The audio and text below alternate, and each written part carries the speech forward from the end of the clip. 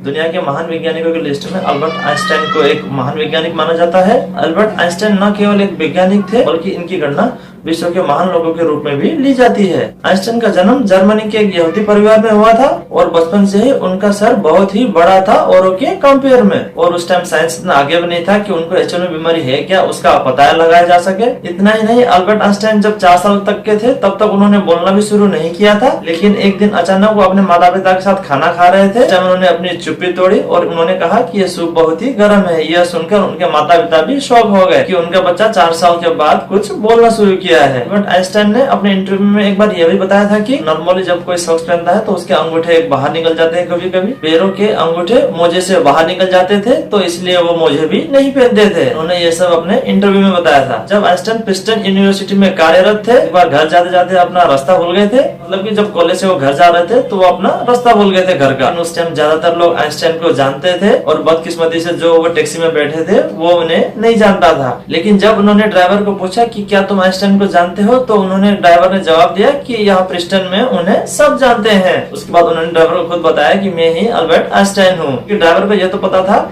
कि Albert Einstein करके एक व्यक्ति है, लेकिन वो कौन है वो उन्होंने कभी नहीं देखा था ड्राइवर ने। जब ड्राइवर को पता चला कि ये अल्बर्ट आइंस्टाइन ही है तो उनके खुशी का ठिकाना नहीं रहा और उन्होंने वहाँ उनको घर ड्रॉप कर दिया। अल्बर्ट आइंस्टाइन की यादशक्ति कुछ ज्यादा नहीं थी। इतना ही नहीं, उन्हें मोबाइल नंबर और तारीख याद रखने में भी बहुत ही प्रॉब्लम होता था। इवन उन्हें खुद का नंबर भी याद नहीं होता था। इसी के चक्कर में एक बार मैथ्स के प्रोफेसर ने उन्हें लेजी डॉग भी कह दिया था, क्योंकि वो पढ़ाई में बहुत ही कमजोर थे। तब उनकी माँ ने उन्हें घर में ही पढ़ाने का निश्चय किया और उनके अंदर गणित के लिए ऐसी रुचि पैदा कर दी कि जिससे वो दुनिया के महान वैज्ञानिकों के रूप में जाने जाने लगे। अल्बर्ट आइंस्टाइन को कभी बाल कटवाना भी पसंद नहीं था, जो कि इनके बालों को देखकर इनका अंदाजा लगाया जा सकता है। लेकिन इन सब के पीछे का एक ही पर्पस था, वो था उनका ब्रेन।